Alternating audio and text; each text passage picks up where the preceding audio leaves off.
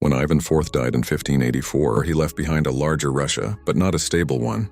His chosen heir, Fyodor I of Russia, was gentle, deeply religious, and politically weak. Real power quickly shifted to his brother-in-law, Boris Godunov. At first, Boris governed effectively, but Russia was exhausted. Years of war had drained resources. Fear had hollowed out trust, and then nature struck. Between 1601 and 1603, terrible harvest failures caused famine across Russia. Crops failed, food disappeared, thousands died. Some estimates say hundreds of thousands. Here is the line that defines the crisis. A state built on fear collapsed the moment hunger arrived. When Fyodor died in 1598, the old ruling line ended.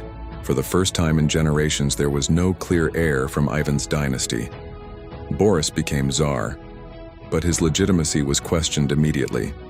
Then came a rumor that changed everything, that Ivan's youngest son, Dmitry, had survived. A man appeared claiming to be him.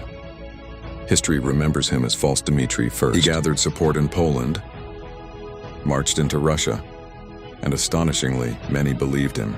Boris died suddenly in 1605. His son was killed. False Dmitry entered Moscow and took the throne, but not for long. He was overthrown and killed within a year. Then came another pretender, then another. Civil war spread. Foreign armies intervened. Polish forces entered Moscow itself. At one point, Russia had rival czars, foreign occupation, famine, and armed factions all at once. This became known as the Time of Troubles, and for a moment, Russia truly looked finished. The capital was occupied. Authority was shattered. No one trusted anyone. But then resistance formed.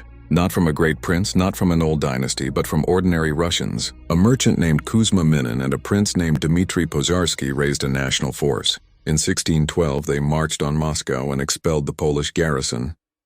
That victory saved the state. And in 1613, Russia made a choice that would define the next 3 centuries. A 16-year-old boy was chosen as Tsar, Michael I of Russia, the first Romanov. Here's the transformation. Russia survived by choosing stability over greatness, because after chaos, almost any order looked like salvation. And the Romanovs would rule Russia until 1917.